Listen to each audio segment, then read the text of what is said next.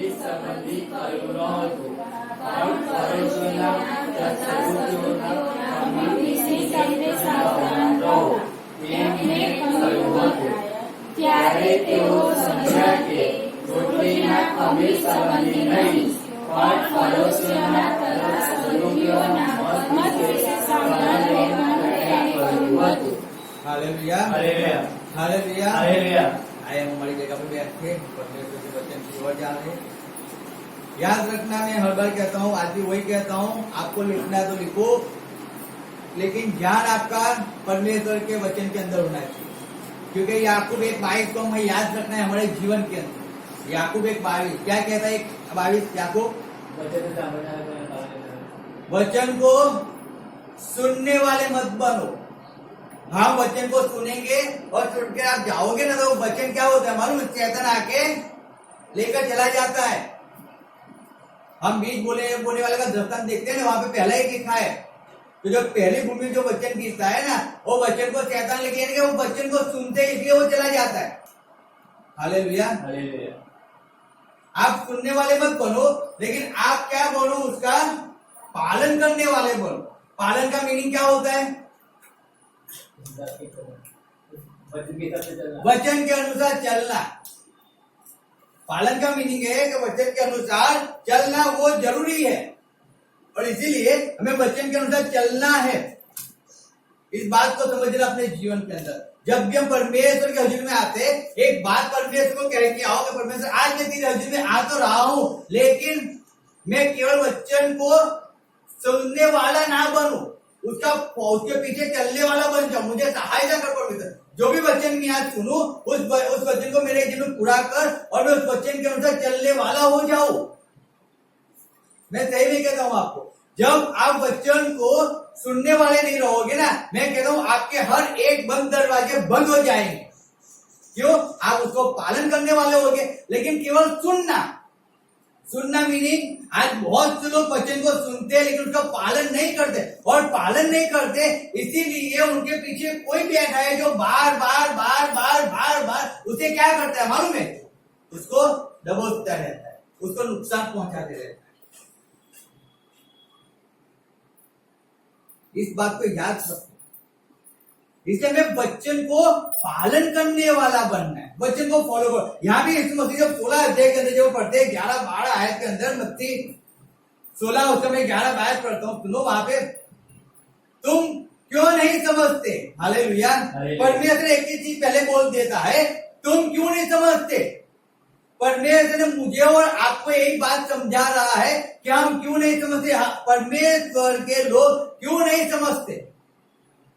अरे हमें तो समझना चाहिए ना, हमारा परमेश्वर तो जिंदा परमेश्वर है, तो हम क्यों नहीं समझते? समझो, आप क्यों नहीं समझते? जो परमेश्वर के पीछे चलते वो क्यों नहीं समझते? समझा करो जीवन के अंदर. आप नहीं समझोगे, आप आगे बढ़ ही नहीं पाओगे. पहले समझना चाहिए. हालेलुया. क्या है? समझना चाहिए. क्यों परमेश्वर ने 12 चेलों को जब इस बात को कहा? क्योंकि जब आप ऊपर पढ़ो तो उसमें ऐसा लिखा है, आप पढ़ो, देखो यहाँ से 8 आयत से पढ़ो. ઈસુએ એ જાણીને તેઓને કહ્યું કે અલ્પ વિશ્વાસો, તમારી પાસે રોટલી નથી તે માટે તમે માવામાં કેમ વિચાર કરો છો? શું હજી સુધી તમે નથી સમજતા?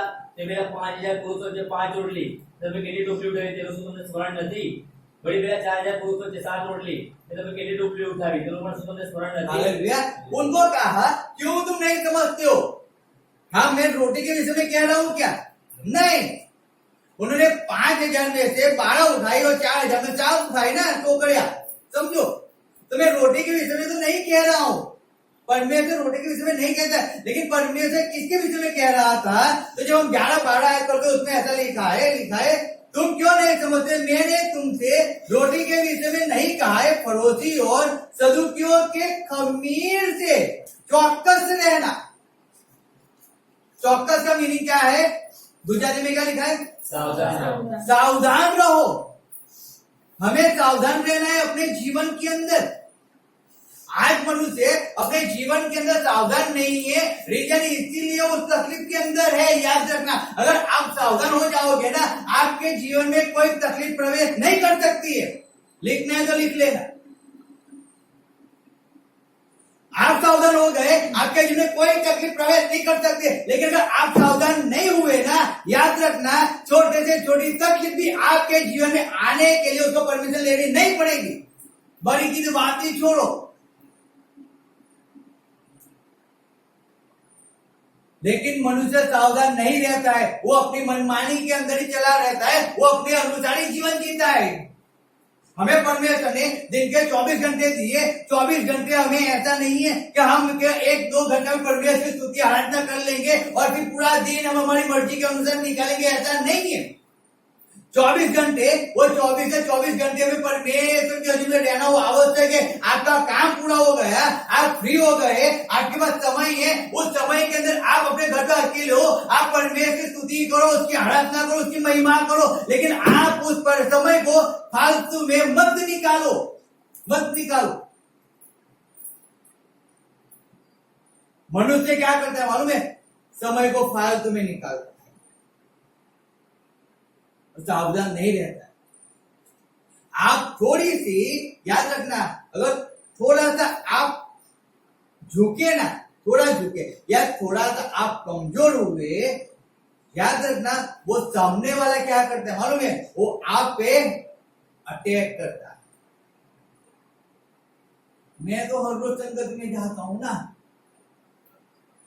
आप हर रोज संगति में जाती हो, गुड, अच्छा है, लेकिन आप दिन के अंदर कितना बाइबल वाचन करते हो, कितनी पढ़ाई, बाइबल के वचन को पढ़ते हो, कितनी आप प्रार्थना करते हो? आपके पास टाइम तो है, आप क्या प्रार्थना करते हो कि आप परमेश्वर के अंदर सावधान हो या नहीं हो? कभी आपने अपने जीवन में कभी तो आता है ऐसे? आपने फालतू में कितने टाइम को वेस्ट कर रहे हो? समझो बात को। अगर आज समझो, आज कोई ऋतु चल रही है, समझो आज कोई चल रहा है और हम जानते हैं कि हमारे आस पड़ोस में रहने वाले ये चीज कर रहे हैं, आज उनका वो चल रहा है, वो ऐसा चल रहा है, आज हम उनके बीच में रह रहे हैं, हम जानते हैं, तो आज हमें कितना सावधान रहकर रहना, कितना सावधान, आपको कितना परमेश्वर के अंदर जलते हुए रहना है, वो समझो कभी। हम तो समझते ही नहीं है, हम तो हमारी मनमानी के अनुसार जीवन जीते हैं। तो आप मनमानी के अनुसार जीवन जीते हो तो तकलीफ आएगी तो जरूर ना। इसलिए परमेश्वर कहता है कि शास्त्री और पड़ोसी के खमीर के विषय में कहता है सावधान रहो। हर एक बात के अंदर सावधान रहना परमेश्वर हमें बताता है, हर एक बात के अंदर। आप कहीं पे भी चले जाओ, लेकिन आपके अंदर इतनी भी सोच नहीं आनी चाहिए, कभी नहीं आनी चाहिए। मैं सही में कहता हूं, इतनी भी सोच नहीं आनी चाहिए आपके जीवन के अंदर, माइंड के अंदर, सोच के अंदर। जहां पे भी आप जाओ वहां पे आप जलते होने चाहिए, बुझने वाले नहीं होने चाहिए। आप जिधर भी रहते हो उस घर के अंदर आपकी परमेश्वर की केवल उपस्थिति होनी चाहिए। आप उस घर के अंदर स्तुति, आराधना, प्रार्थना वो अवश्य होना चाहिए। अगर जिस घर के अंदर परमेश्वर का वास ही नहीं है तो उस घर के अंदर शैतान का वास 100% होता है। अगर आप सावधान नहीं हो तो आपको किसी को कहने की जरूरत ही नहीं है, वो सब आते और जाते रहेंगे, क्योंकि आप खुद सावधान ही नहीं हो। तकलीफें क्यों आती है? क्योंकि हम खुद सावधान नहीं रहे। हम सावधान कैसे होते? तो हमें तो परमेश्वर के अंदर जलते रहना चाहिए था ना, हमें तो हमारे अंदर आग होनी चाहिए ना, वो आग ही हमारे अंदर नहीं है। तो फिर आग होगी तो किसको जलाएगी ना, अगर आग ही नहीं है तो जलाएगी किसको? समझो बात। कोई फास्टिंग पे बैठा हुआ है, कोई ये कर रहा है और हम अपनी मनमानी में जीवन जी रहे हैं। कितने अध्याय पढ़े? एक अध्याय पढ़ा, क्या बात है। 24 घंटे में एक अध्याय, 24 घंटे के तो 24 अध्याय पढ़ सकते हैं ना, लेकिन कितना पढ़ा पूरे दिन? एक अध्याय। कितने घंटे प्रार्थना किया? नहीं किया, 5 दिन प्रार्थना हो गई। क्यों? सबको संगति में जाना है। अरे संगति की अंदर तो आपको जाना है, लेकिन आपका पर्सनल लाइफ आप परमेश्वर में कितनी निकालते हो? पर्सनल लाइफ कितनी निकालते हो? आप पर्सनली कितने जलते हो परमेश्वर के अंदर? आपका और परमेश्वर का संबंध पर्सनली कितना है? समझो बात को। क्या आप अपने जीवन के विषय में सावधान हो या नहीं हो? नहीं हो। क्यों?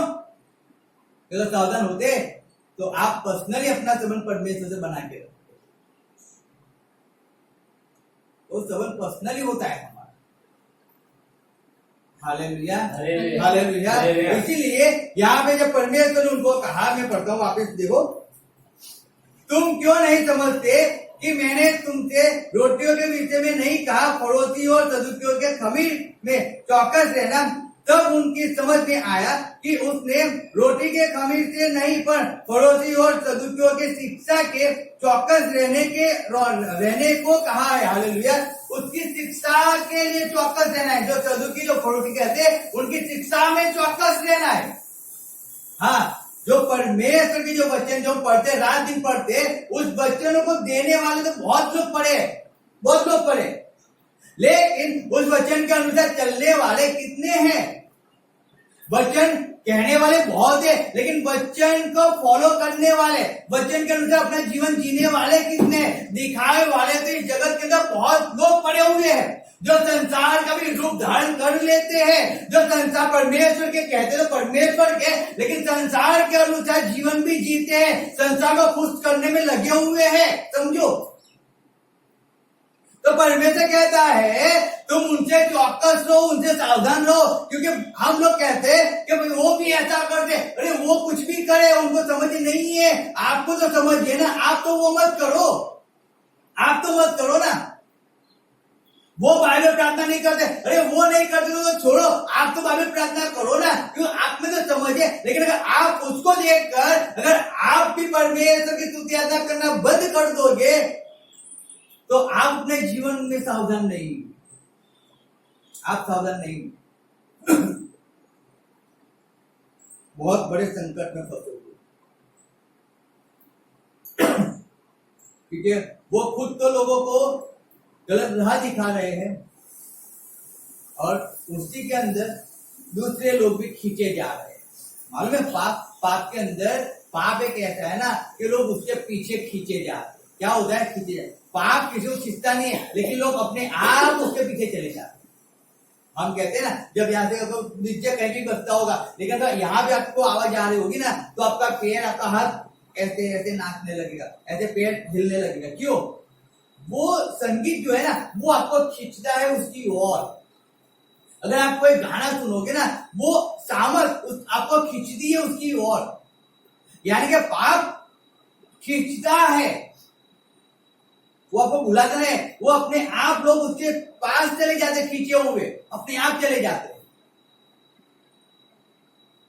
क्योंकि वो अपने जीवन में सावधान नहीं है। परमेश्वर कहता है आप सावधान करो। जब वो पढ़ते हैं, देखो 13 अध्याय उसकी 14 है 41 आयत क्या लिखा है? देखो मत्ती 13 का 41।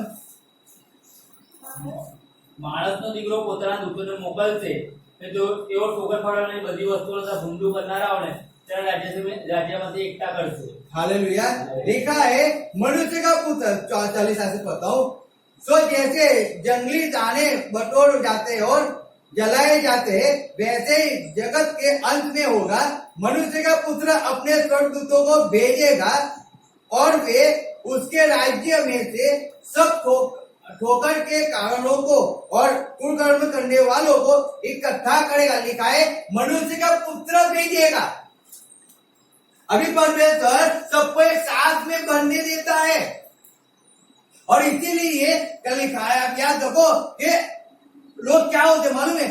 ठोकर का कारण बन जाते हैं लोगों के लिए। आज लोग सावधान नहीं है, इसीलिए सावधान नहीं है, क्योंकि वचन यही लिखा है ना। जब वो पूरा पढ़ते तो लिखा है 36 से पढ़ो। ત્યાર પછી લોકોને મૂકીને તે ઘરમાં ગયો અને તેના શિષ્યો તેની પાસે આવીને કહ્યું કે ખેતરના કડવા દાણાનો દ્રષ્ટાંત તમને કહે। ત્યારે તેણે તેઓને ઉત્તર દીધો કે સારું બીજ જે વાવે છે તે માણસનો દીકરો છે, અને ખેતર જગત છે, અને સારા બીજ રાજ્યના સંતાન છે। Hallelujah, hallelujah, hallelujah. હાલેલુયા। क्या लिखा है वापस जब उसको पढ़ते दो? ત્યારે તેણે તેઓને ઉત્તર દીધો કે સારું બીજ જે વાવે છે તે માણસનો દીકરો છે। अच्छा बीज कौन है? वो मनुष्य का पुत्र है। फिर અને ખેતર જગત છે, खेतर कौन सा है? जगत છે। और અને સારા બીજ રાજ્યના સંતાન છે, सारा बीज राज्य ना સંતાન। संतान છે। हालेलुया। હાલેલુયા। अब वो मनुष्य का पुत्र है, वो अच्छा बीज बो रहा है। जगत क्या है, खेत क्या है, वो संसार है। Hallelujah, hallelujah, hallelujah. हालेलुया। मैं वापिस पढ़ता हूं, देखो वहां पे सत्य शास्त्र में, साथी સાહેબ ત્યારે તેને તેઓને ઉત્તર દીધો કે ચારું બીજ તે વાવે છે તે માણસનો દીકરો છે અને ખેતર જગત છે અને ચારા બીજ રાજ્યના સંતાન છે, પણ કડવા દાણા शैतानना संतान છે। हाले जो कड़वे वो है जो परमेश्वर की इच्छा के अनुसार नहीं चलते, बच्चन को मानते, बच्चन को सिखाते तो है, लेकिन बच्चे को फॉलो नहीं करते। जब हम बोलकर आ रहे थे, हम दोनों बात कर, मैंने कहा आज तो कैसे जीवन जीते, वो जगत को खुश करने में पड़े हुए हैं। अरे आप इस यहाँ की संतान नहीं हो, इस जगत के वासी आप नहीं हो, आपको उस जगत के वासी हो तो आपको तो वहां का राज्य यहाँ पे लाना है, लेकिन आप तो यहाँ का राज्य लेके पकड़ के बैठ चुके हो ना। आप किस संसार के हो, आप किस संसार के हो, कभी आपको मालूम है आप कौन से संसार के हो? आप लोग कौन से संसार के हो, आप किस जगत के हो, किस राज्य के हो?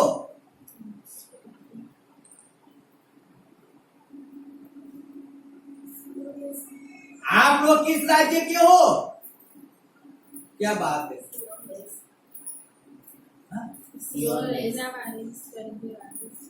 सियोन देश के वासी है ना, स्वर्ग के वासी है ना हम, क्योंकि हमने परमेश्वर को चुना, हम परमेश्वर के पीछे चले, हम परमेश्वर के राज्य के लोग हैं, हम स्वर्ग के राज्य के लोग हैं।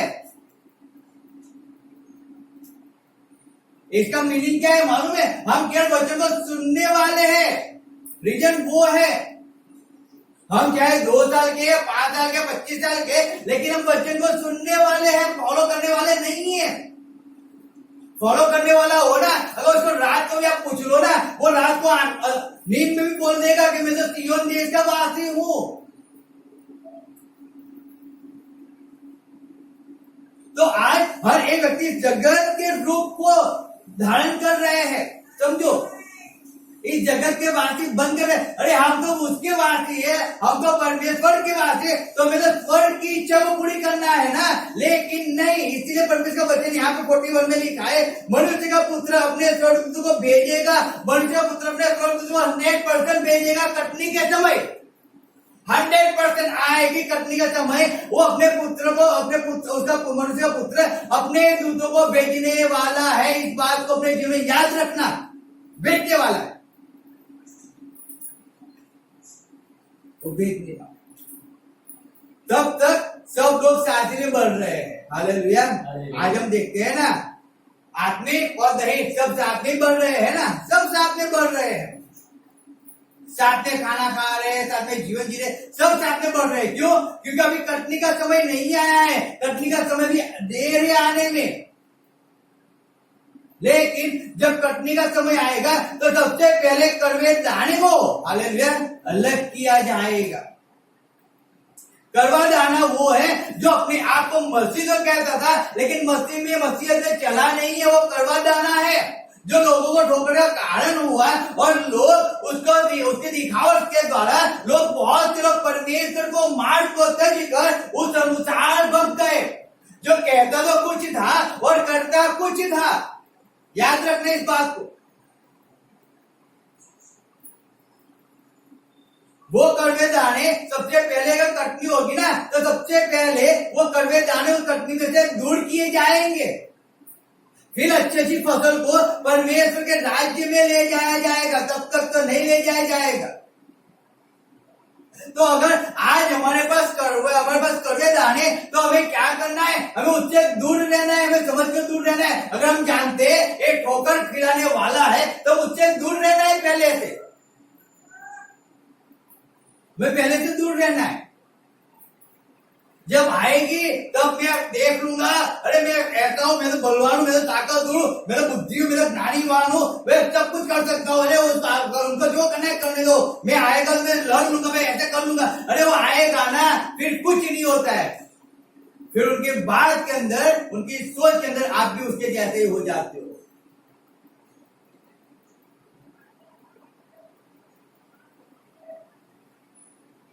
उसी के वक्त में हो जाते हो। उससे अच्छा पहले से सावधान रहना चाहिए ना, हमें पहले से रहना चाहिए सावधान। मनुष्य पहले से सावधान नहीं रहता, इसलिए यहाँ पे लिखा है 40 बनाया, मनुष्य का पुत्र अपने स्वर्गदूतों को भेजेगा और वे उसके राज्य में से सब ठोकर के कारणों को और कुकर्म करने वालों को इकट्ठा करेगा। पहले सब परमेश्वर ठोकर के कारण, जो ठोकर लाए हैं ना सब लोगों को ठोकर, उनको पहले इकट्ठा किया जाएगा। आज बहुत से लोग परमेश्वर के मार्ग से भटक गए, बहुत से लोग भटक गए, बहुत से। इसी वचन के द्वारा आज लोग कहते हैं अगर एक नियम शास्त्र, एक पवित्र शास्त्र, वो आपको स्वर्ग में नहीं ले जा सकता है। आपको स्वर्ग में जाने के लिए आपको इसकी जरूरत नहीं है।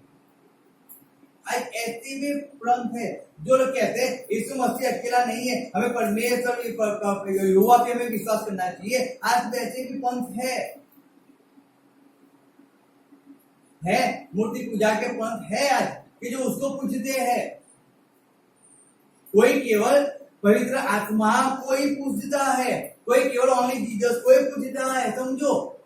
कोई केवल क्या बोलते हैं यरूशलेम को यरूशलेम माता वाले भी है, लेकिन बहुत से पंथ हैं जिन्होंने जो परमेश्वर में सही तरह से चलते थे ना, उनको क्या किया, परमेश्वर के मार्ग से भटका दिया।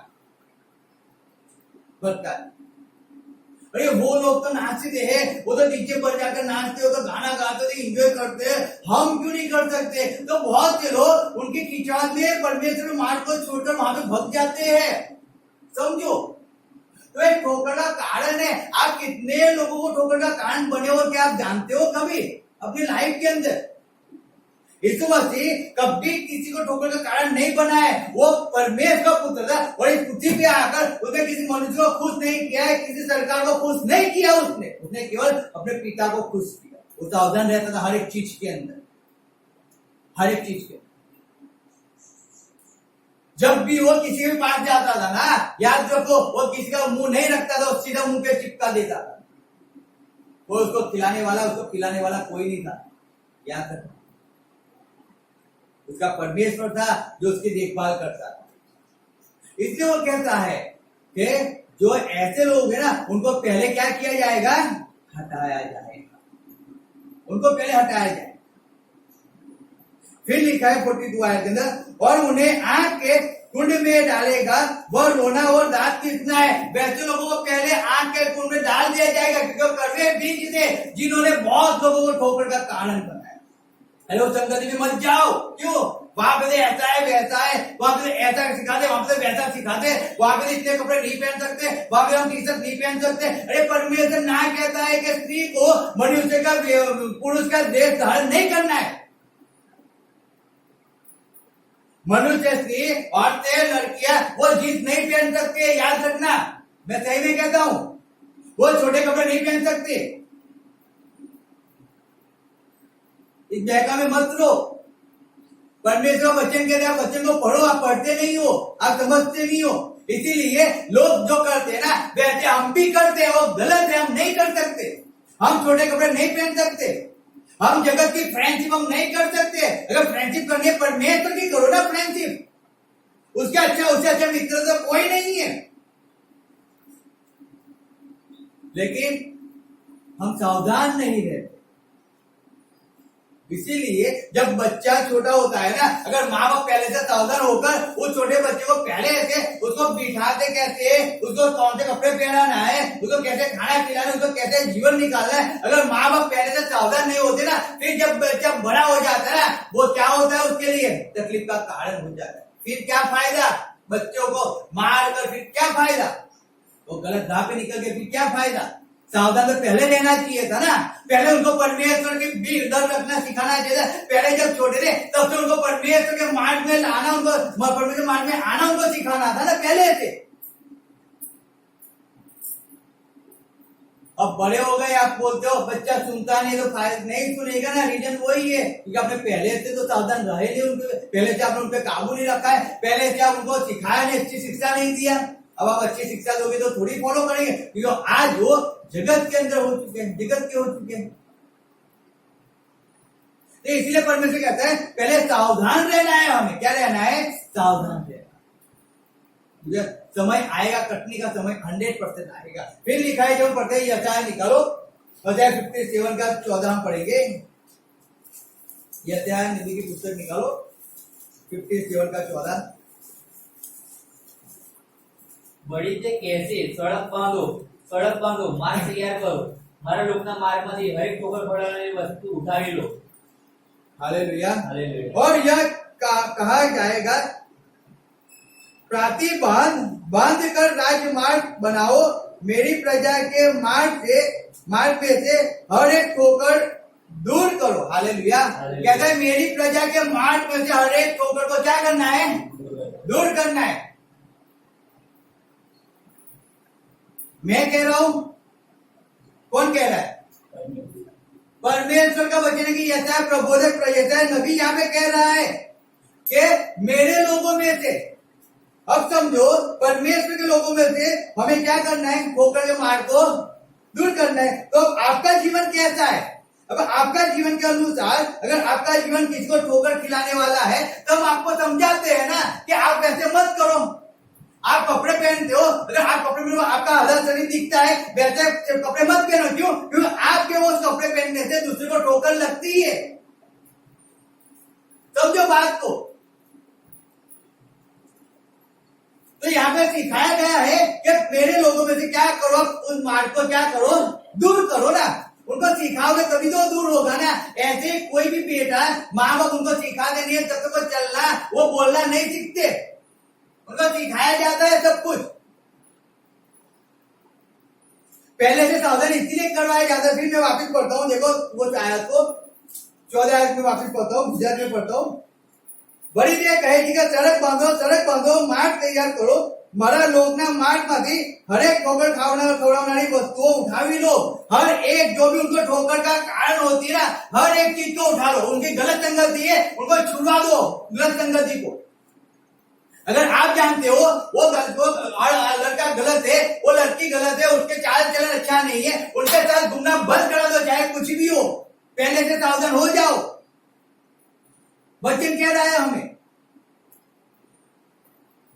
वचन कह रहा है अगर आप मोबाइल, अगर आपके बच्चे के पास है रात दिन मोबाइल में पड़े हुए तो मोबाइल उनसे छीन लो, मत दो मोबाइल। सावधान हो जाओ पहले से। संगति के समय वो बाहर भग जाते हैं, परमेश्वर के में नहीं रहते, तो सावधान हो जाओ पहले से, उनको शिक्षा करो, नहीं तो रोने का कारण होगा। सावधान हो जाओ पहले से। हर एक चीज के अंदर सावधान होना है हमें, क्योंकि वही उनको ठोकर खाने का कारण बनती है। क्योंकि जब वो वचन ही नहीं जानते, वो कलीसिया में नहीं जाएंगे तो वचन समझेंगे कैसे, और जब समझेंगे नहीं तो परमेश्वर पे विश्वास करके उनके पीछे चलेंगे कैसे। फिर तुम्हें ऐसा ही है ना, सबका एक हमारा भी, ऐसा है। मैं कल गया और एक लड़का, मैं जाता हूं और वो लड़का एक ही चीज बोलता है, वो अपना बोलता रहता है, मैं अपना ही बोलता रहता हूँ। तो एक दुकान में गए, वो भी वहां पे थे स्वामीनारायण, वहां पे गए, वो वहां पे सिगरेट लेने आया था, मैं वहां पे वो क्या बोलते स्प्रे लेने गया। अब जब वो गया तो उस दुकान वाले कहते हैं कि अंकल आपको कोई हमने ऐसा आंसर दिया, आप वही आंसर दोगे ना, चाहे कोई भी हो। तो अंकल कहते हैं हाँ वही, क्योंकि वो भी उनकी बिरादरी के थे ना, वो भी उनकी बिरादरी के। मैं बोला मैं वो नहीं हूं, मेरा तो एक ही है। मेरा कौन है? एक ही है। कौन सी जगह है मुझे उससे कोई फर्क नहीं पड़ता है, चारों ओर कौन खड़े उससे भी मुझे फर्क नहीं पड़ता है। मुझे फर्क वही पड़ता है कि मैं कहां पे परमेश्वर के नाम को ऊंचा उठा रहा हूं। Hallelujah, hallelujah. समझो, तुम कुछ भी करो, मेरा परमेश्वर एक ही है, वो यीशु मसीह है। उसके अलावा मेरा और कोई परमेश्वर नहीं है। मैं मुंह पे बोलता हूं। वो बोलता है नहीं, अगर मैं जो नाम लेता हूं वही नाम तू लेना चाहिए, तेरा नाम मैं लूंगा। मैं वो नहीं चलता है, वो नहीं चलता, तुम में चलता हो तो मुझ में नहीं चलता है। मुझ में एक ही चीज चलती, वो मेरा परमेश्वर, एक लौता परमेश्वर। हालेलुया। हालेलुया। उसके अलावा और कोई नहीं। चाहे आप सबके पास रहो, लेकिन सबके पास तो हो तो मेरा परमेश्वर मिला। तो मुझे समझने की परमेश्वर ने समझ शक्ति दिया, बोलने के लिए परमेश्वर सहायता करता है। क्यों? क्योंकि अगर मैं भी लोगों की तरह इनके साथ कहते इनका हो गया, अगर मैं इस लड़की को कहता हूँ परमेश्वर ऐसा है, परमेश्वर ऐसा है, तो कहेंगे सर पे ऐसा कहते परमेश्वर ऐसा है, लेकिन वो तो उनके साथ भी जाके खाना खाते, वो तो उनके साथ भी जाके खाना खाते, तो सर तो क्या कहते हैं मालूम है? मुझे सिखाते कुछ और है और करते कुछ और है। तो क्या वो सिस्टर क्या परमेश्वर में विश्वास कर पाएगी? क्या वो छोड़ पाएगी सब कुछ? क्या वो परमेश्वर आगे चल पाएगी? क्या वो पाप को छोड़ पाएगी? नहीं छोड़ पाएगी। क्यों? क्योंकि वो हमें देखेगी ना कि ये खुद करते हैं और हमें तो कुछ और सिखाते हैं। ये तो बोलते हैं यहाँ पे नहीं जाना चाहिए और खुद वो वहां पे जाते, तो ऐसा कैसा? तो हम एक ठोकर का कारण बन जाते हैं ना। तो परमेश्वर इसीलिए यहाँ पे यशायाह में लिखा है कि सड़क बांधो मार्ग तैयार करो અને મારા લોકોના માર્ગમાંથી हरेक ठोकर खवड़ावनारे। जो भी ठोकर खाने का कारण होता है उसको अपने जीवन से निकाल दो। क्या करो? निकाल दो। आप परमेश्वर में स्थिर हो जाओगे। मैं सही में कहता हूं, आपको जो देखेगा वो स्थिर हो जाएगा। आप ही खुद परमेश्वर सीख लो, आपके जीवन से कोई परमेश्वर के अंदर नहीं आने वाला है। आप कितना बाइबल पढ़ते हो, आप कितनी प्रार्थनाएं करते हो, मुझे शौक नहीं होता है मैं बार बार आपको वही चीज समझाता हूँ, सिखाता रहूं ना, लेकिन सही है क्योंकि आप बाइबल नहीं पढ़ते हो तो एक ठोकर का कारण बन गए हो आप। और ठोकर है कि आप बाइबल नहीं पढ़ते, आप सावधान नहीं हो आपके जीवन के विषय। आप एक अध्याय पढ़ ले तो नहीं चलता है। मैं सही में कहता हूँ, एक नीति वचन पढ़ ले, एक गीत भजन से पढ़, अरे नहीं चलता है। 1 घंटा आप बैठे हो, आप काम पकाओ, 1 घंटा प्रार्थना करो, रोज प्रार्थना करो, सुबह शाम प्रार्थना करो, दिन के 10 अध्याय पढ़ो, परमेश्वर से एक निकट का संबंध बनाओ अपने जीवन के अंदर।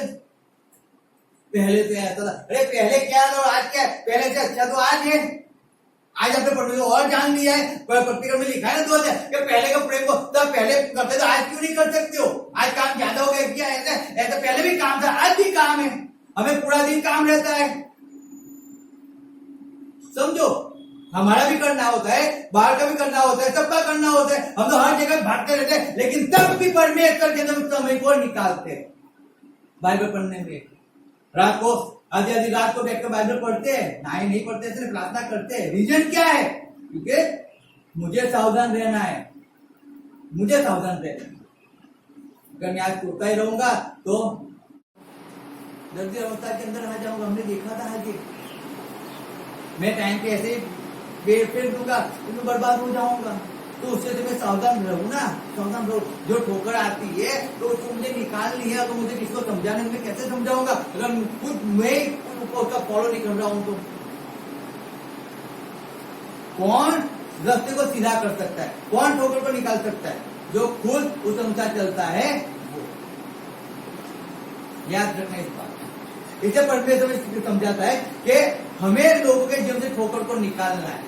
क्या करना है? हमें निकालना है। लेकिन पहले आपके जीवन में वचन कहते हैं, जब हम भजन से मत्ती में पढ़ते हैं, देखो वहां पे लिखा है, मत्ती निकालो 10 अध्याय,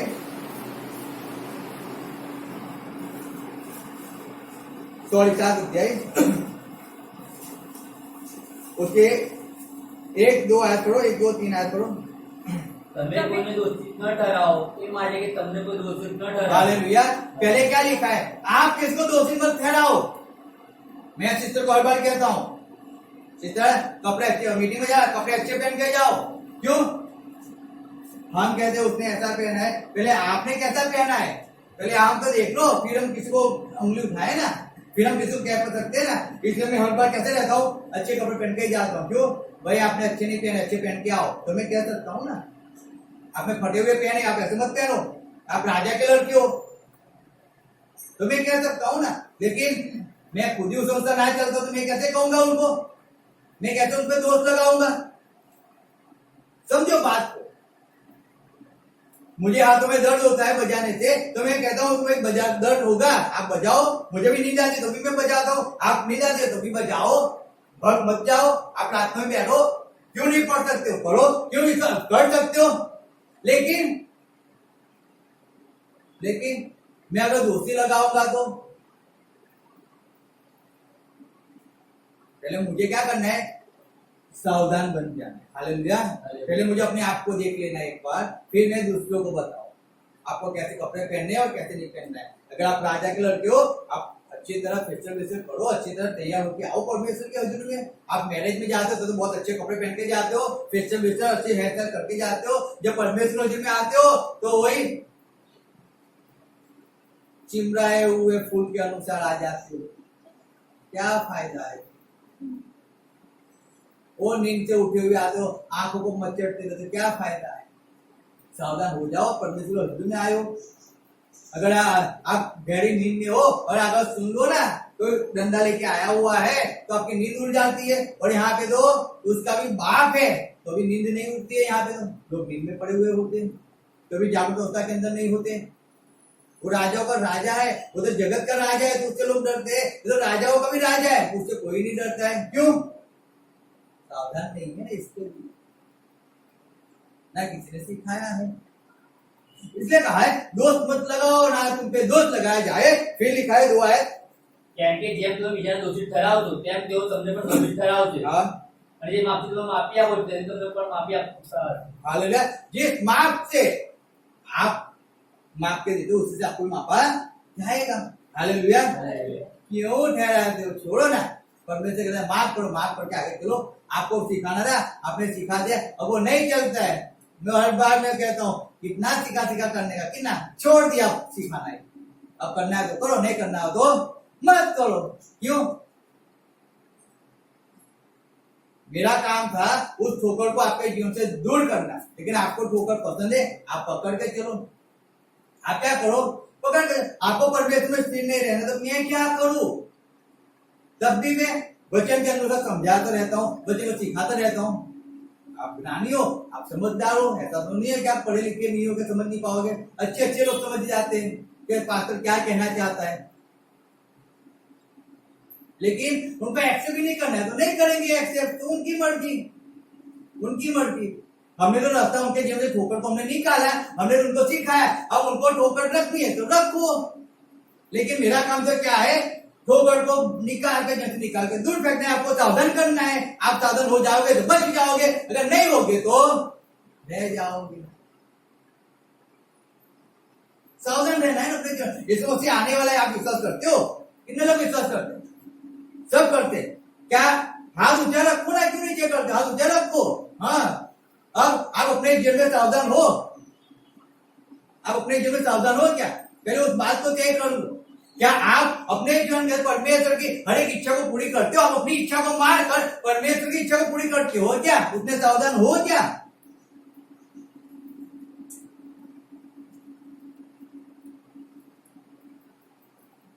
सावधान रहना चाहिए। क्या रहना चाहिए? सावधान रहना। फिर बहुत एक अच्छी चीज आगे दिखाई, देखो 3 आयत। અને તું તારી આંખમાંનો ભરડો ધ્યાનમાં ન લાવતા તારી બહેનની આંખમાંનો ભરડો શા માટે तू अपना ही नहीं देखता, तू पड़ो सामने वाले का देखता है। तेरे अंदर तो बड़ा है, सामने वाले में छोटा है। समझो, अगर मेरे सामने बड़ा पहाड़ आ जाए और सामने वाले सिस्टर के घर के अंदर एक छोटी सी कंकड़ आ जाए तो मुझे पहाड़ दिखेगा, कंकड़ दिखेगा? क्या दिखेगा? पहाड़ किसको दिखता ही नहीं, सबको कंकड़ ही दिखती है। पहाड़ किसको नहीं दिखता है, सबको क्या? कंकड़ दिखती है। पास्टर वो तो हम जब भी जाते हैं तो क्या करते हैं? बहुत लोगों की सोच है, बहुत लोगों की सोच। मैं जब भी मैं चर्च में जाता था, जैसे मैं कहता हूँ, मैंने कभी मेरे पास्टर कब आते क्या मैंने कभी नहीं सोचा। वो आते थे उनकी बाइक लेके, मैं लोगों को चर्च में लेने के लिए निकल जाता था, समझ। लेकिन चर्च की साफ सफाई में खुद करा करता था। हर बार कहता मैं खुद करता था, इतना डर निकलता था उसके अंदर। सब बिछाना है, सब बिछाता था सब। मैंने कभी ऐसा नहीं सोचा कि मैं साफ सफाई करता हूँ, साफ सफाई करते हैं और पास्टर शांति से आता है, पास्टर तो हाथ भी नहीं लगाता है। मैंने कभी ऐसे मेरे माइंड में कभी नहीं सोचा, कभी नहीं, आज भी नहीं सोचता। क्यों मालूम है? मैं परमेश्वर के घर के अंदर साफ सफाई मैं करने जाता हूँ। मैंने कभी नहीं सोचा, ना मैंने कभी किसी से वो चीज की बात किया था, कभी आज भी मैं उस बात को नहीं करता हूँ। हाँ, मैं सिखाता हूँ, मैंने भी ऐसा किया है, मैं कहता हूँ, गवाही देता हूँ, मैं गवाही देता हूँ। लेकिन कभी माइंड में ऐसा कि हम लोग साफ सफाई करें और वो लोग तो नीचे बैठे मस्ती से खाना खाते हैं, वो तो चाय पीते हैं और ना तो सो जाते हैं। नहीं, हमने कभी ऐसा नहीं सोचा, कभी कभी। क्यों? मैं परमेश्वर की सेवा करता हूँ, मैं मनुष्य की सेवा नहीं करता। मैं परमेश्वर की घर की साफ सफाई करता था, मैं मनुष्य की घर की साफ सफाई मैं नहीं करता हूँ। लेकिन हमारे आंखों के अंदर इतना बड़ा पहाड़ है, लेकिन हमें क्या दिखता है मालूम है? वो कंकड़ सामने वाले। इसके लिए तकलीफ में आता है। आप अपना तो देख लो एक बार, आप क्या कर रहे हो? वही चीज आपको ठोकर खिलाती है। इसीलिए जब परमेश्वर का दास हमें कुछ सिखाता है ना, तब हमें समझ नहीं आता। हम उसके विरुद्ध में हो जाते हैं। हम सुनते तो है लेकिन उसका फॉलो नहीं करते, क्योंकि हम गलत सोच के अंदर चलते हैं। समझ? वो एक ठोकर का कारण है। इसलिए मैं आपको समझाता हूँ, जब भी हम परमेश्वर की सेवा करें ना, आनंद से करें, खुशी से करें। कैसे करें? आनंद से, खुशी से। कोई आएगा नहीं आएगा। मुझे एक बात बताओ, अगर मूसा नहीं होता तो क्या इस्राएली लोग को परमेश्वर छुड़ाता? नहीं छुड़ाता? छुड़ाता ना, सही में छुड़ाता। ऐसा नहीं कि मूसा का इसलिए मूसे का यूज किया, नहीं, मूसा नहीं है तो परमेश्वर किसी और को पैदा कर देता। साउल नहीं तो दाऊद तो था ही, मैं नहीं तो कोई और होगा। हालेलुया, समझो बात को। तो परमेश्वर तक मुझे दिया है ना, तो मैं परमेश्वर की सेवा करूं ना। मैं लोगों को लिए ठोकर के कारण मैं क्यों बनूं? इसलिए मैं कभी नहीं बना। हालेलुया, मैं चलता रहा परमेश्वर का। सब आओ शांति से बैठो, सब कुछ मैं करूंगा, चिंता मत करो। आज भी कोई नहीं आता है, रंजन में अकेले होते, हम करते हैं साफ सफाई, हम करते साफ। हम बाद में खाना खाएंगे, साफ सफाई करते, हम ऐसा नहीं करते। सब कुछ करते, हम आज भी करते। ऐसा नहीं है किसी आने किसी ही होता है, नहीं। अगर हमें भी आपको सिखा दे तो हमें भी वो करना तो पड़ता ही है ना, हमें भी करना पड़ता है। जब खाना हम खिलाते हैं, क्या हम खाना नहीं बांटते हैं ना? हम बांटते, हम कुर्सी में नहीं बैठे रहते, हम करते हैं काम, हम भी काम करते हैं। हम आपको खिलाते हैं ना, सबको खिलाते हैं ना, बैठा कर खाओ, हम काम करेंगे। समझो, क्योंकि हमें सिखाना है, टुकड़ा कारण नहीं बनना है, टुकड़ा कारण नहीं। लेकिन जब आप वो नहीं करते हो ना, और जब आप साहेबगिरी करते हो, क्या करते हो? साहेबगिरी, तब क्या होता है मालूम है? तब क्या होता है? ठोकर का कारण होता है, वो ठोकर का कारण होता है। ऐसा मत करो, मत करो। आपको मार्ग को सीधा करना है, ठोकर को निकालना है। तो सब बातों को जो आपको ठोकर खिलाती है ना, उसको निकाल कर फेंक दो, तो आपका मार्ग सीधा हो जाएगा। आप सही से परमेश्वर के साथ आपका संबंध ऐसा हो जाएगा ना, किसी की ताकत नहीं है जो उसको तोड़ सके, मैं सही भी कहता हूं। लेकिन सब कुछ अगर यहाँ पे भरा होगा तो हालेलुया। पढ़ो, हम निकालेंगे दूसरा तीमोथी निकालो, दूसरा 3:16 क्या लिखा है, पढ़ो। दूसरा तीमोथी 3:16।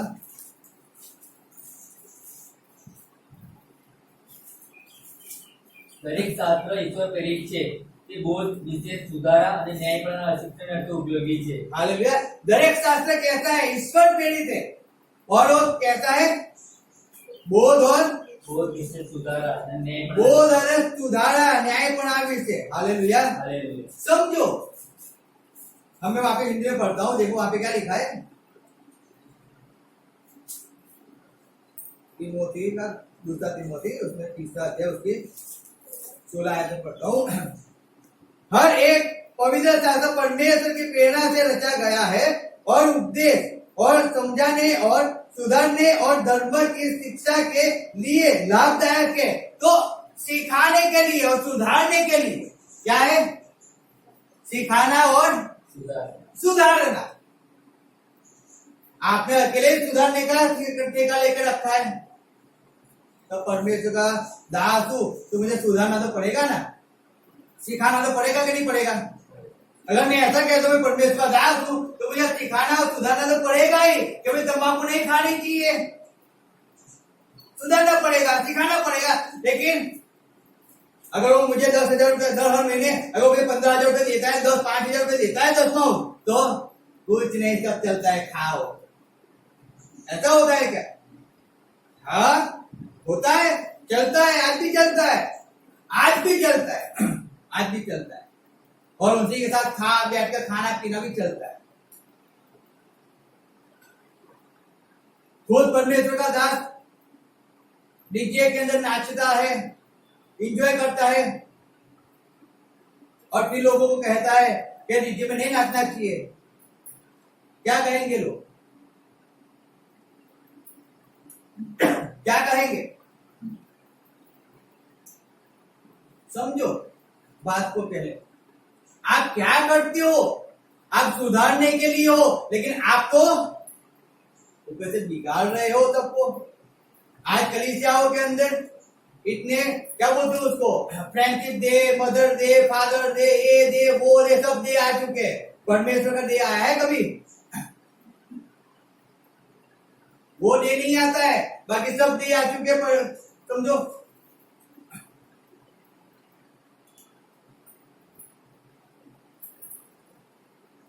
यानी कि आज सुधारने के लिए परमेश्वर ने उसके लोगों को चुना है, सुधारने के लिए, बिगाड़ने के लिए। लेकिन क्या हुआ मालूम है? बिगाड़ने वाले बढ़ गए, सुधारने से ठोकर का कारण। अरे सुधर जाओ, समय है। जब यीशु मसीह आ जाएगा फिर समय नहीं है। आप समझते ही होते तो आप आगे बढ़ गए होते। आप समझते नहीं हो, कभी तो यहीं के यहीं पड़े नहीं हो ना। वो समझते क्यों नहीं हो? वो हर एक व्यक्ति को समझना जरूरी है। हम प्रार्थना करते, जब प्रार्थना करो तो परमेश्वर को उत्तर ही देता रहता है, हर प्रार्थना उत्तर देता ही है। तो परमेश्वर से आगे क्यों नहीं बढ़ जाते हो? क्यों आप वहीं बैठे रहे हो? क्यों परमेश्वर सेवा के लिए निकलते नहीं हो? सब समझो तो सही थोड़ा। हमें बच्चन की हर एक नॉलेज का नॉलेज हमको मिलता है, हमें समझन मिलता है, परमेश्वर सिखाता है। अरे सिखाते तो परमेश्वर आपको वो नहीं सिखाता है कि आपको झूठ बोलना बंद करना चाहिए, आपको चोरी करना बंद करना चाहिए, आपको आज्ञा पालन करना शुरू करना चाहिए, आपको अपनी इच्छा को पूरी नहीं करना, लेकिन परमेश्वर की इच्छा को पूरी करना चाहिए। परमेश्वर वो नहीं सिखाता है क्या कभी? खुद को नहीं जाते हो और बच्चों को भी नहीं जाने देते हो, खुद आज्ञा पालन नहीं करते हो और दूसरों को भी नहीं करने देते हो, खुद परमेश्वर नहीं चलते हो और ना दूसरों को चलने देते हो। ना खुद की जीवन की पड़ी है, ना आपको किसी और की जीवन की पड़ी है। खुद तो नाश में जाओगे, दूसरों को नाश में जाने का कारण बन जाते हो। समझो बात को। बाइबल का वचन कहता है, हम जो पढ़ते हर एक पवित्र शास्त्र परमेश्वर की प्रेरणा से रचा गया है। हर एक वचन पवित्र प्रेरणा के द्वारा रचा गया है। पवित्र शास्त्र किसी मनुष्य ने चावल लिख दिया ऐसा नहीं है। यीशु मसीह हमको बचाना चाहता था, इसलिए वो पृथ्वी पे आया ना। वो चाहता था सब कुछ कर सकता था, समझो, लेकिन उसने नहीं किया। क्यों? मुझे और आपको एक नमूना देना चाहता था।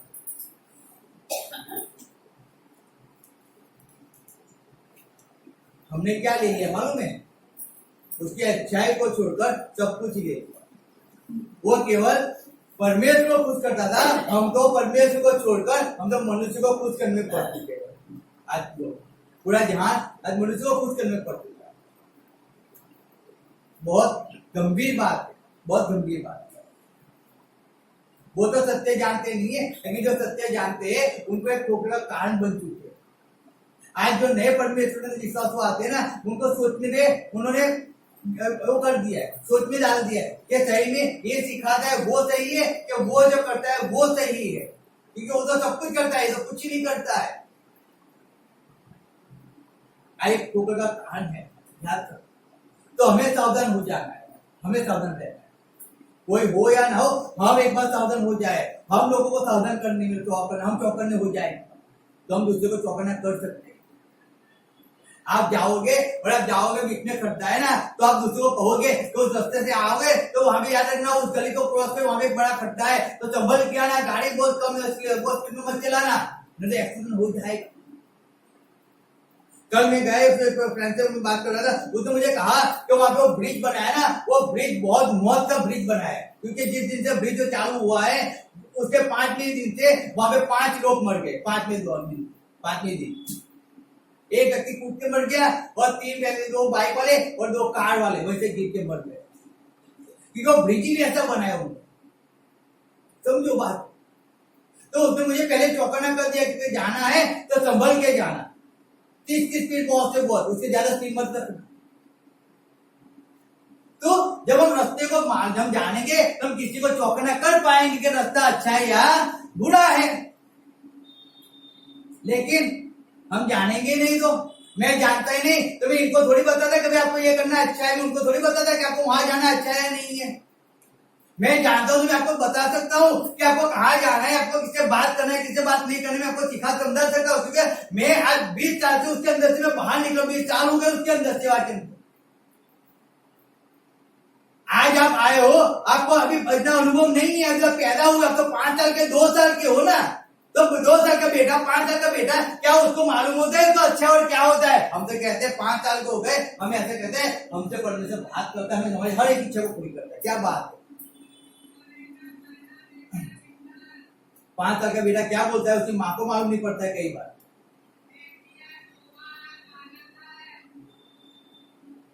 उसकी माँ चिल्लाती रहती है, वो अपनी धुन में रहता है।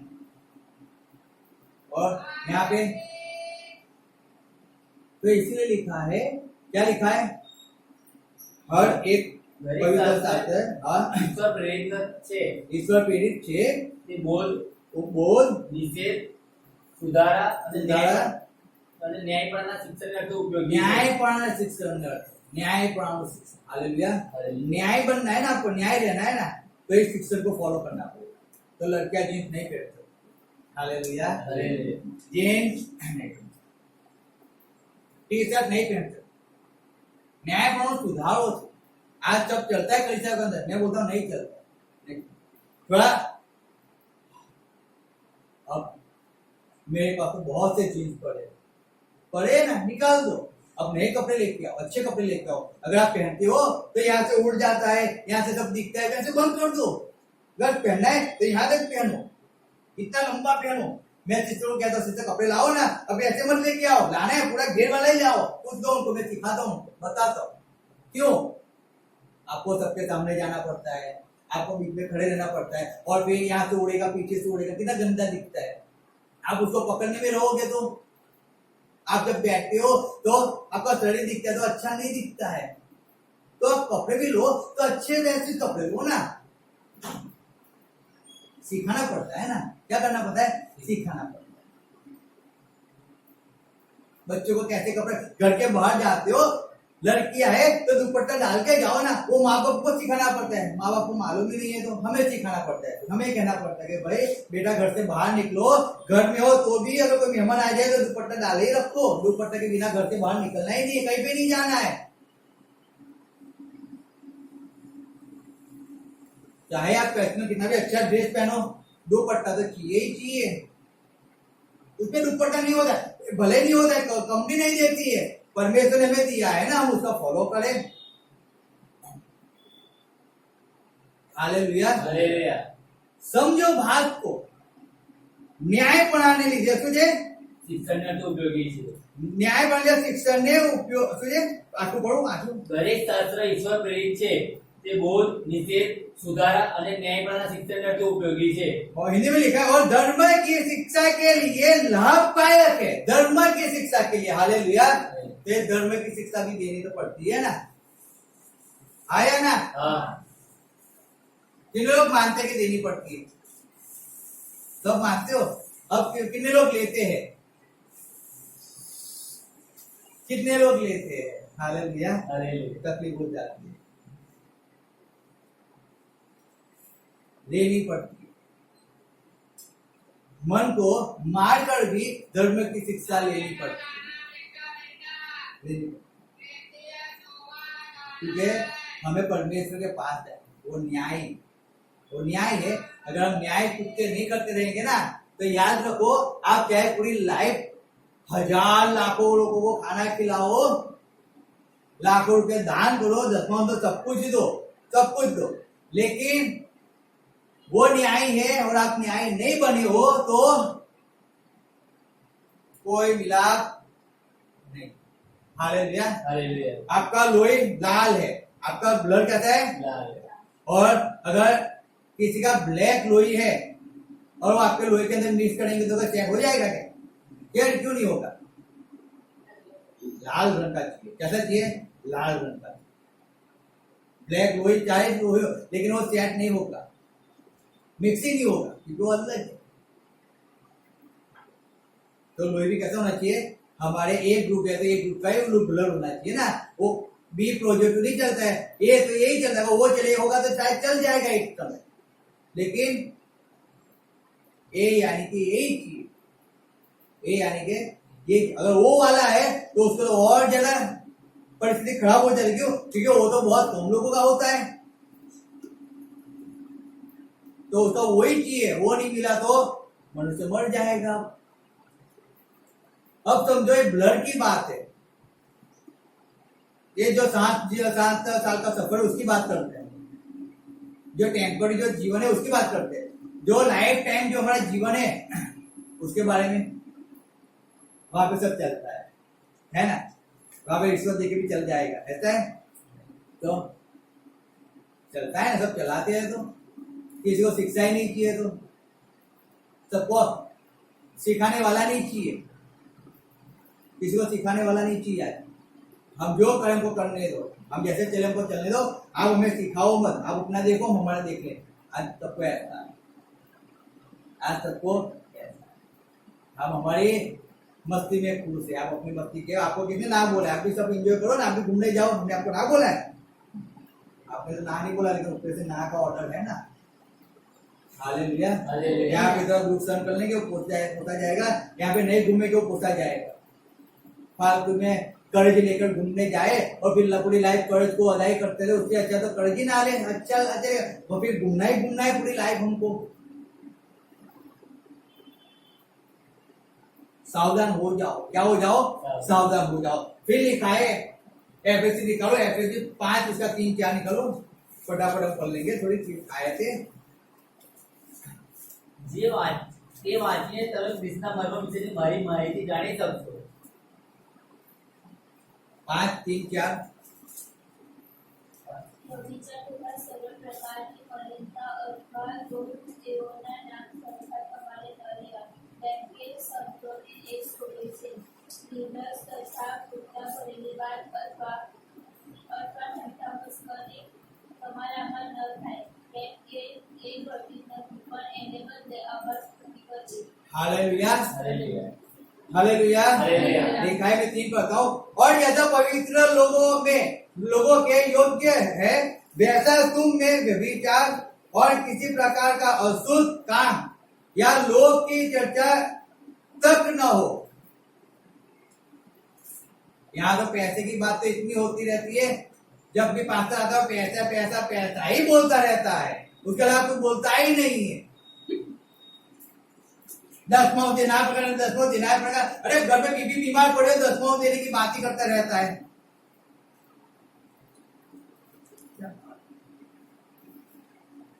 लोग की बात बताते रहता है हर बात, जब लोग। हालेलुया। हालेलुया। वचन लिखा है कि ऐसी बातें ही ना हो, ऐसी बातें ही ना हो। क्यों ऐसी बातें ना हो? क्योंकि मनुष्य पूरी लाइफ पैसा, मैं यहाँ से कमा लूं, मैं वहां से कमाऊं, मैं ऐसा करूं, मैं ऐसा। अरे पूरी लाइफ तुम पैसा कमाने के अंदर ही पड़े हुए हो।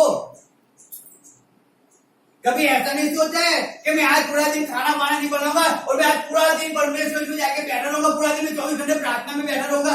कभी ऐसा सोचा है लाइफ के अंदर? मैं वो कर लूं, ये कर लूं, वो कर लो, पूरा दिन वही उसी के अंदर जीवन निकाल दिया आपने, उसी के अंदर निकाल दिया। गंदी बात, गंदे काम, लोग और उसी की चर्चाओं के अंदर पूरा दिन वही चर्चा। अरे उसमें से बाहर निकलो, कभी वचन की भी चर्चा कर लिया करो। वचन क्या कहता है उसको समझ लिया करो, शायद कुछ मिल जाए तो।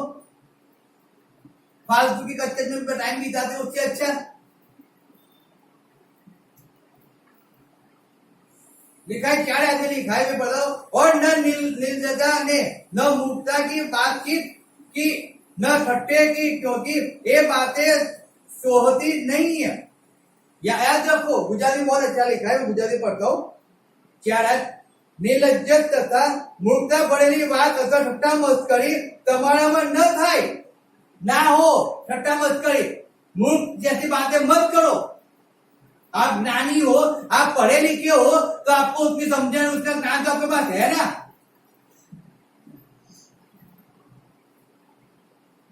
फिर भी हम क्या करते हैं,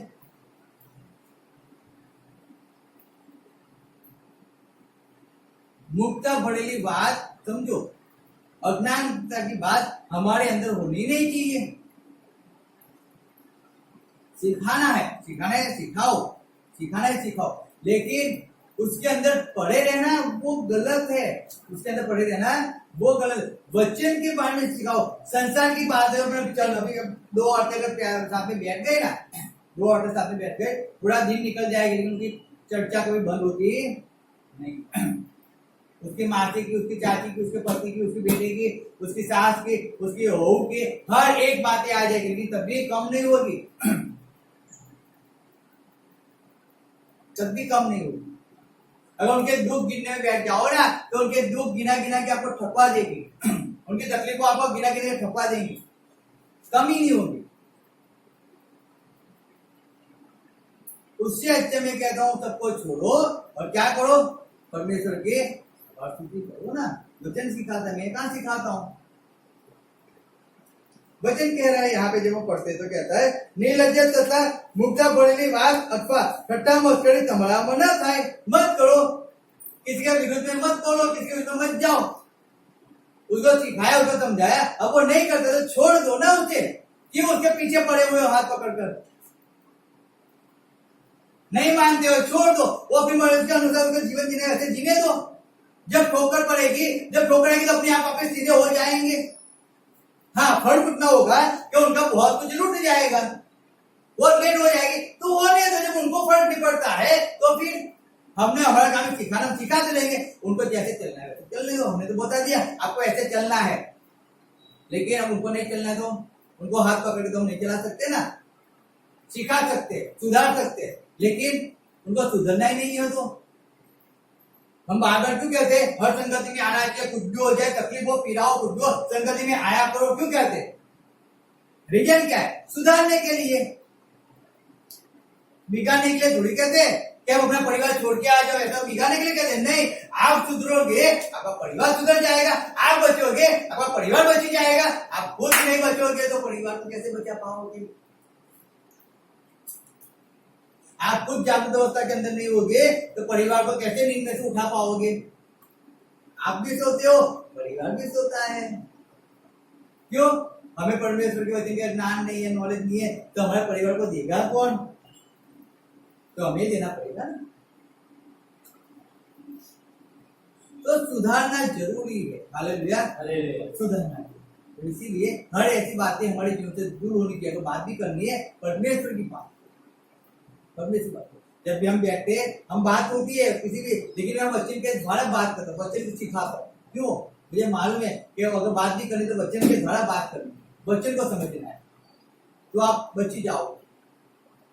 आप वचन को फॉलो करो। फॉलो करने वाले, मानने वाले बहुत कम है, मानने वाले बहुत कम है। आज भी कहता हूँ, मैंने मेरी लाइफ के अंदर इतना देखा है, मानने वाला बहुत कम है। बहुत कम लोग जो मानते हैं, सब लोग नहीं मानते।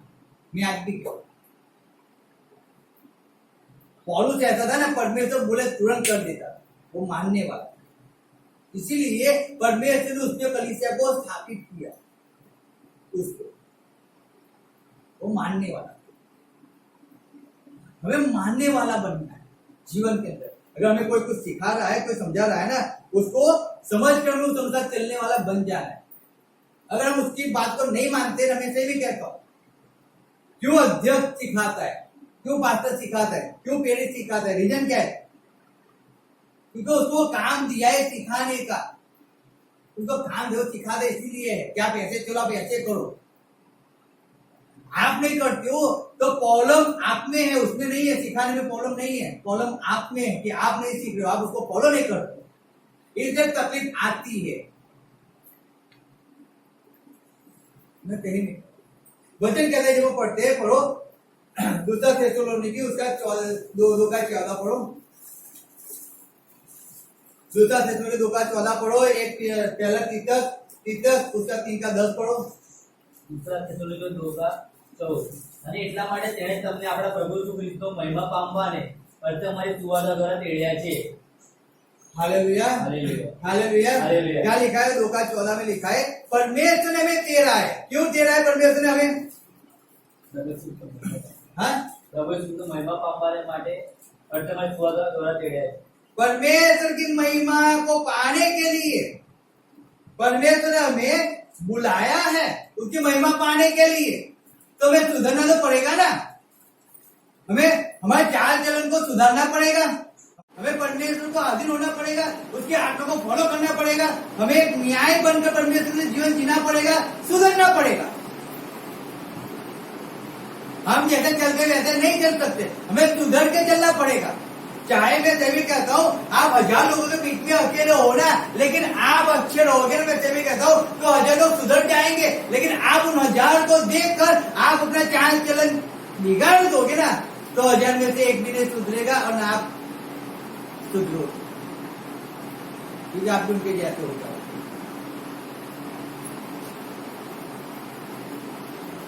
याद रखिएगा, उससे अच्छा अगर हम जानते हैं कि मेरा पूरा फ्रेंड सर्कल व्यसन करने वाला है ना, तो मैं अपने फ्रेंड से दूर अकेला रहूंगा, चलेगा, लेकिन उनके साथ में नहीं रहूंगा। मैं अगर जानता हूं कि यह गलत शिक्षा है तो मैं उनसे दूर रहूंगा, मैं उनके पास नहीं जाऊंगा।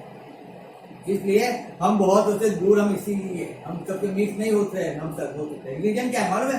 क्योंकि वो बोलते पूछे और करते पूछे, हमें ऐसा नहीं आता है, हमें सीधा मुंह पे झपटना आता है, और जब मुंह पे बोलते हैं ना तब लोगों को गलत लगता है। इसलिए बहुत लोग नहीं है हमारे पास, इसलिए। और जहाँ पे सब कुछ चलता है ना, वहां पे बहुत लोग आते ही रहते हैं।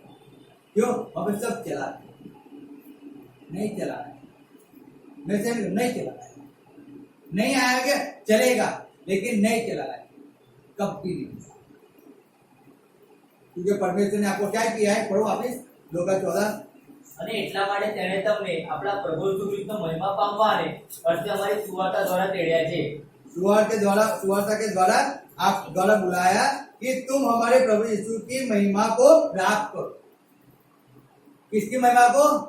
हमारे प्रभु यीशु की महिमा, आपके नहीं, दूसरों के नहीं, लेकिन हमारे।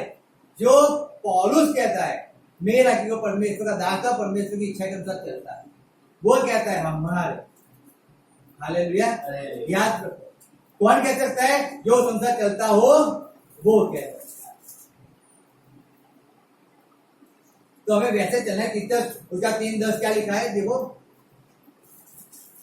तीतस का 3:10। એક વાર અને બીજી વાર ચેતવણી આપ્યા પછી પાખાડી માણસને દૂર કર।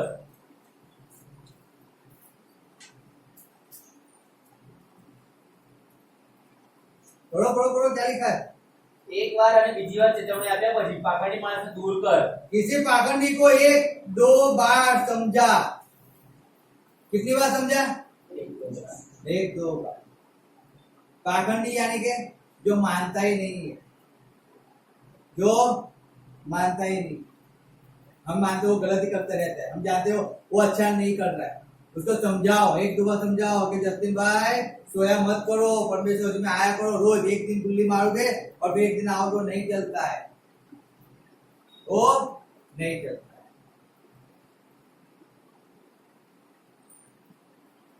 नहीं।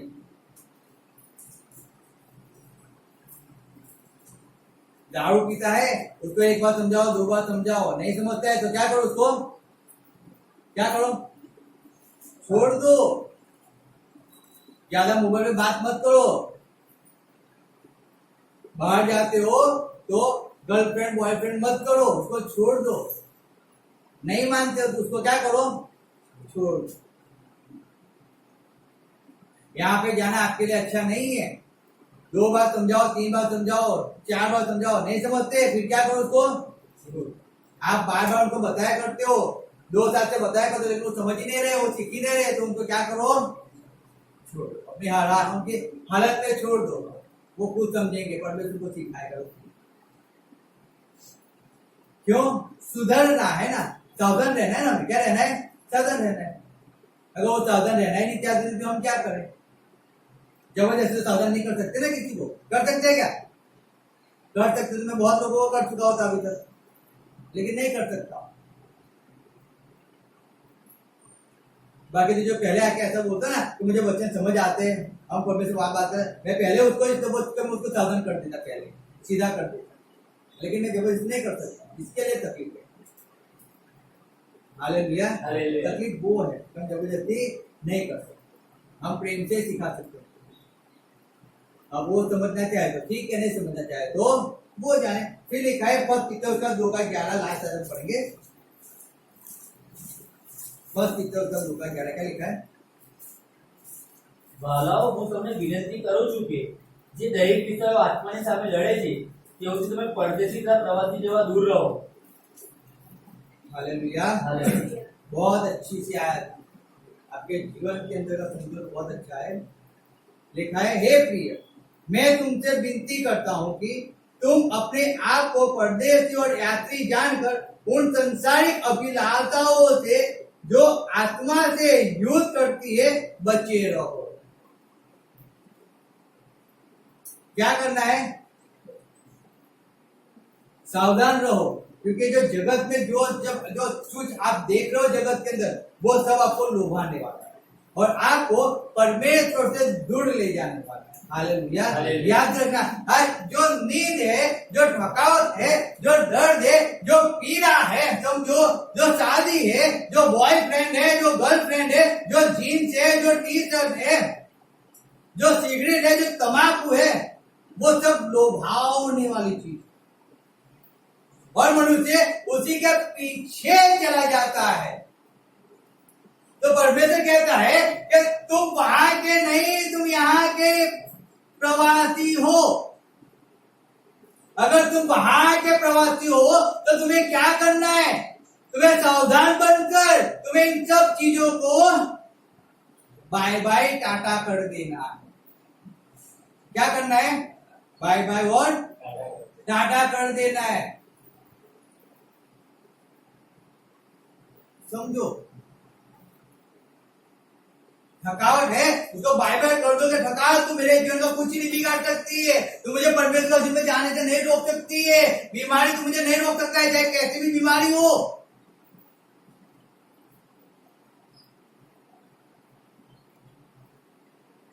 मैं सही में कहता हूं, लेकिन आप सावधान हो जाओ। अगर आप इतने से डर गए तो जो बड़ा होगा उससे क्या होगा? फिर आप इतने में सावधान नहीं हो गए, इतने में सावधान नहीं रहे, तो फिर बड़े में सावधान हो गए क्या? लोग ऐसा ही करते, क्या करते हैं? छोटा है चलता है, बड़ा होगा तो हम देख लेंगे, लेकिन छोटा है तो चलता है। अरे छोटे में सावधान रहना चाहिए ना, बड़े में तो सावधान रहोगे। आप छोटे में तो आपको गलती करोगे, आपको भय तो रहना चाहिए ना। आप कलीसिया में संगति में नहीं जाते हो, चर्च में नहीं जाते हो, बाइबल नहीं पढ़ते हो, मैं समझो, आपको भय होता है कि मैंने बाइबल नहीं पढ़ा है? आपको डर होता है? नहीं होता है। तो होता तो बाइबल पहले सुबह उठ के पहले पढ़ लेते ना। लेकिन होता तो हम पहले पढ़ते, लेकिन नहीं होता जब नहीं पढ़ते, चलता है सब कुछ। पहले चाय पीनी चाहिए, पहले गोली खानी चाहिए डायबिटीज की। क्या बात है, 15 साल हो गए अभी गोली खाते हो? हाँ, डॉक्टर ने 15 साल पहले बोला डायबिटीज। लेकिन आज कह रहे हो उसको फॉलो नहीं करते हो, 15 साल की बात को आदमी फॉलो कर देगा। उससे ज्यादा तो पुरानी ये बात है। आज 2000 साल से पर इस मसीह के बाद इस मसीह ने बोला है आज उसके पहले 4000 साल से जो अब्राहम ने बोला है, दाऊद ने बोला है, उसको कोई फॉलो नहीं करता है। और डॉक्टर ने बोली बात आज भी लोग फॉलो कर रहे हैं, उसी को पकड़ के आज भी चल रहे हैं। मुझे बोला था डॉक्टर ने 2012 में, 12 साल हो गए, मुझे बोला था तुझे गर्दन का पट्टा पहनना पड़ेगा। मैंने उसकी बात को सुना ही नहीं, आज तक नहीं सुना है, और ना मैंने कोई पट्टा लाया हूं ना पहना हो। क्यों? लोग बोलते हैं टाइफाइड एक बार होगा तो दूसरी बार होगा। अरे कभी मुझे नहीं होगा, मैं मुंह पे बोलता हूं, कभी नहीं होगा मुझे। मैं क्यों पकड़ के बैठूं लोगों की बात को? Hallelujah, hallelujah. समझो बात को, क्योंकि मैं यहाँ का तो हूं ही नहीं, तो यहाँ का मुझे कुछ लागू ही नहीं पड़ता है। जो संसार के है ना, वे सब कुछ संसार के लोगों को लागू पड़ता है, लेकिन जो वहां के, तो वहां पे तो ना दुख है, ना पीड़ा है, ना रोना है, ना सोना है। हालेलुया। वहां पे पूरा दिन 24 आवर, 24 घंटे, 7 दिन, 365 दिन केवल हालेलुया हालेलुया के नारे लगाना। Hallelujah hallelujah. तो हम तो वहां के वासी, हम यहाँ के नहीं है, लेकिन मनुष्य यहाँ का बन के रह जाता है। यहाँ का एसी चाहिए, यहाँ का मकान चाहिए, यहाँ का सोना चाहिए। अरे वहां पे तो सोने की धूल हम पे उड़ेगी। क्या बात करते हो? बात गोल्डन गोल्डन हो जाएंगे। यहाँ पे एक सोना खरीदने 50,000 देते हो, वहां तो फ्री में मिलेगा, उसको लेना सोचो ना। यहाँ पे क्यों पैसे बिगाड़ते हो?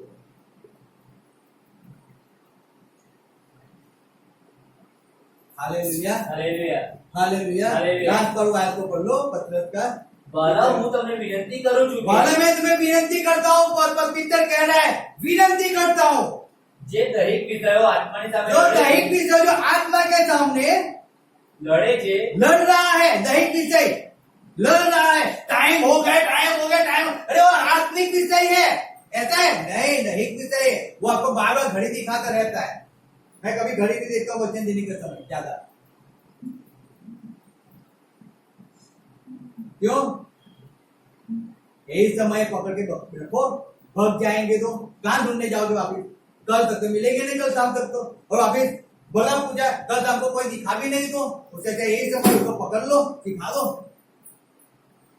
Hallelujah hallelujah. तो આત્માની વિશેષતા છે લડે છે। પછી તેઓથી તમે પરદેશી તેઓથી તમે પરદેશી કેવા પરદેશી रोना है, अरे परदेसी हो जाओ ना उससे, बीमारी है परदेसी हो जाओ।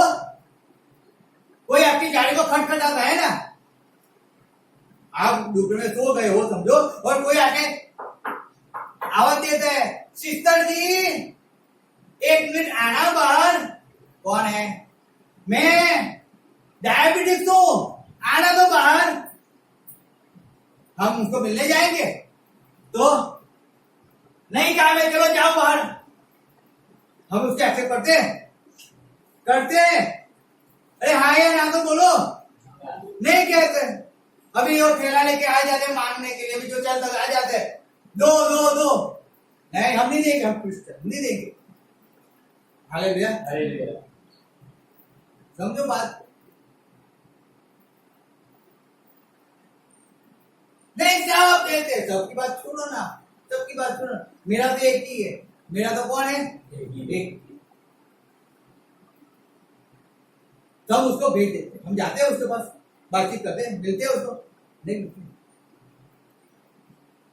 लेकिन बीमारी आती तो ले लेते ना, हम उसको क्यों परदेसी नहीं बन जाते उसके साथ में? भाई तू अलग है, तेरा चलना अलग है, मेरा चलना अलग है। मैं मसीह का हूं, मेरे जीवन में तेरा कोई लाभ भाग नहीं है। हम बोलते हैं क्या?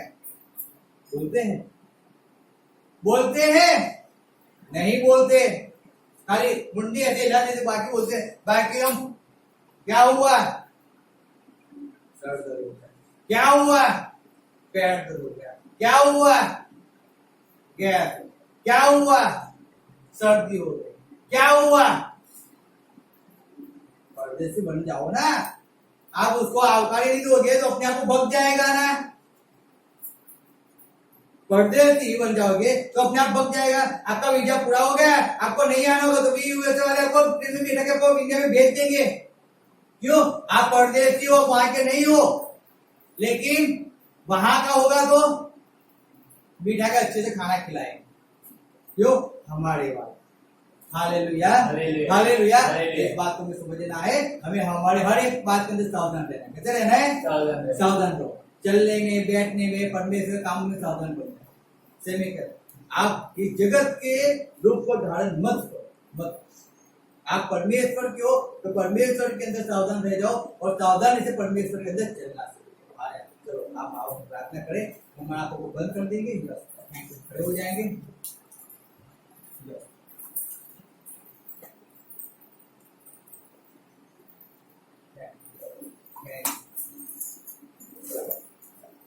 परमेश्वर के पास आएंगे, जो राजाओं का राजा है, जो प्रभु का प्रभु, आकाश जिसका सिंहासन और पृथ्वी जिसका पाया था, वैसे महान परमेश्वर की समक्ष में आ जाए, जिसने मुझे और आपको कहा है सावधान रहने के लिए।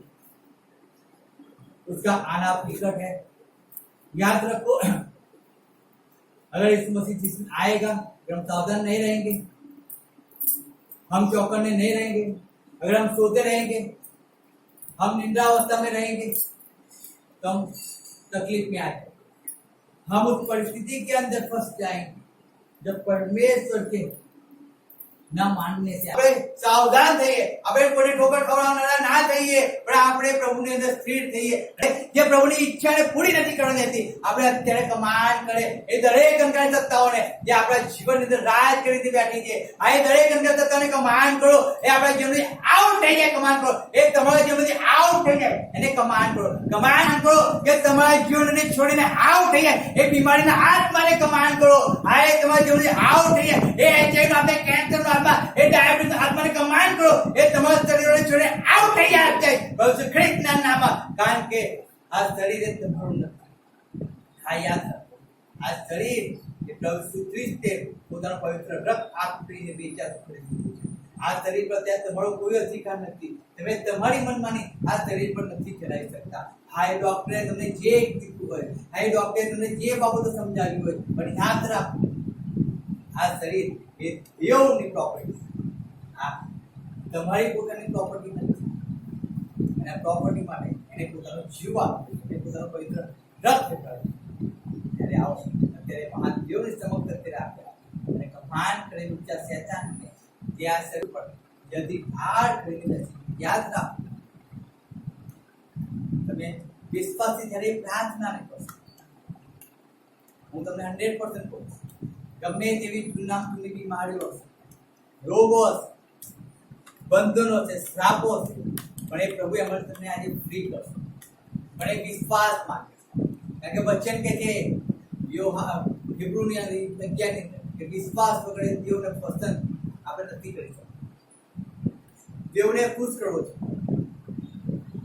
જે પ્રભુની પાસે, અને વિશ્વાસની સાથે એની પાસે જાઓ, અને વિશ્વાસથી પાપોને કબૂલ હાથ કરો, વિશ્વાસથી પ્રભુને કહો, મારા દેવ, હું તમારી પાસે આવું છું, હું પાપી છું, હું અપરાધી છું, ગુનેગાર છું, મને માફ કરો, મારા દેવ પ્રભુ ઈસુ ખ્રિસ્ત મારા પવિત્ર રક્તથી મને ધોઈને મને શુદ્ધ કરો, મને પવિત્ર કરો, મારા જીવનના અધિકારી તમે પણ યેસુ નાઝરેના મારા જીવનને તમારા હાથમાં તમે સ્વીકારો, તમે માન્ય કરો, આના વચન અનુસાર સાવધાનીથી હું ચાલનારો હતો, મને ઠોકર ખવડાવવાનું કારણ ના બનો, મારા દેવ હું તમારી ઈચ્છાને મારા જીવનમાં પૂરી કરનારો, મને સહાય કરો, મને મદદ કરો, યેસુ નાઝરેના પ્રાર્થના કરો, ઊંચા શેતાન કમાન્ડ કરું છું, મારા શરીરમાંથી મારા પરિવારમાંથી આઉટ થઈ જા, દરેક બીકનો આત્મા, દરેક ડિપ્રેશનનો આત્મા, યેસુ નાઝરેના નામમાં મારા શરીરમાંથી મારા પરિવારમાંથી આઉટ થઈ જાય,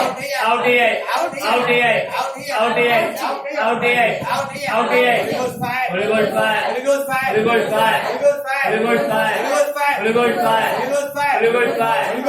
fire,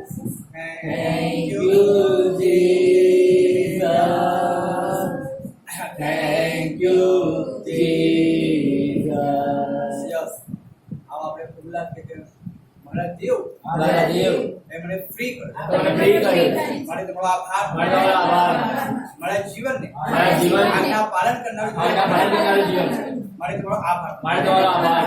વિશ્વાસ પર મને સ્થિર કર્યો વિશ્વાસ તમને સ્થિર કર્યો. એ મને આધીન કર્યો મને આધીન કર્યો. માટે તમારો આભાર માટે તમારો આભાર. યેસુ નાઝારેના યેસુ નાઝારેના મને આશીર્વાદ મને આશીર્વાદિત કર્યો. માટે તમારો આભાર માટે તમારો આભાર. મારા દેવ દેવ આ કલીસિયાને આશીર્વાદિત કરી તમે આશીર્વાદિત કરી લાખો લોકોને તમે લઈને આવ્યા કલીસિયામાં લઈને આવ્યા છો. માટે તમારો આભાર માટે તમારો આભાર. ચીરો ચમત્કારો ચમત્કારો તમે કલીસિયામાં કર્યા છે તમે કલીસિયામાં કર્યા છે. માટે તમારો આભાર માટે તમારો આભાર. મારા દેવ આ કલીસિયાને ઊંચા તરફ તમે લઈ ઊંચા તરફ તમે લઈ ગયા. માટે તમારો આભાર માટે તમારો આભાર. યેસુ નાઝારેના યેસુ નાઝારેના મારા જીવનને મેં ચેન્જ કર્યું તમે ચેન્જ કર્યું. માટે તમારો આભાર માટે તમારો આભાર. મારા આત્માને મારા આત્માને મારા પ્રાણને મારા શરીરને પ્રભુ ઈસુ ખ્રિસ્તના નામમાં પ્રભુ ઈસુ ખ્રિસ્તના નામમાં પિતા તમને પિતા તમને સોંપું. તમે સ્વીકારો તમે સ્વીકારો માન અને માન્ય કરો. આમીન. આકાશમાં તો આકાશમાં અમારા બાપ, તમારું નામ પવિત્ર બનાવો, તમારું રાજ્ય આવો, જેમ આકાશમાં તેમ પૃથ્વી પર તમારી ઈચ્છા પૂરી થાય. દિવસની રોટલી આજ અમને આપો, જેમ માફ કર્યા છે તેમ તમે માફ કરો, અને પરીક્ષામાં ન લાવો, અને તેઓ છુટકારો કરો. કેમ કે રાજ્ય, બરાબર અને મહિમા સદાકાળથી તમારા છે. આમીન. હવે દેવ આપનો પ્રેમ પ્રભુ ઈસુ ખ્રિસ્તની કૃપા અને પવિત્ર આત્માની મીઠી સંગત ઉપસ્થિત દરેક વિશ્વાસીઓ સાથે જે લોકો નથી આવી શકે દરેકની સાથે આ દિયા ક્રિસ્તની સાથે જે પણ રીતે અટે તે દરેકના આત્માની સાથે અત્યારથી સદાકાળ સુધી બની રહો.